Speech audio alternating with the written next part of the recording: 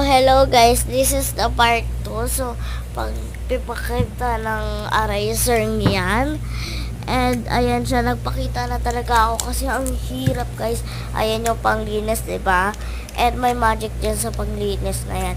And, ayan yung pambura, pwede mo siyang tanggalin kung gusto mo. And, yung panglinis may magic, natatanggal yan.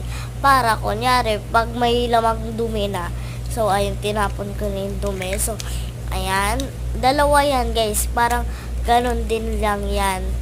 Ganun lang din yan. So, may binigay yung classmate ko ball pen sa akin. Ayan, Kuromi siya.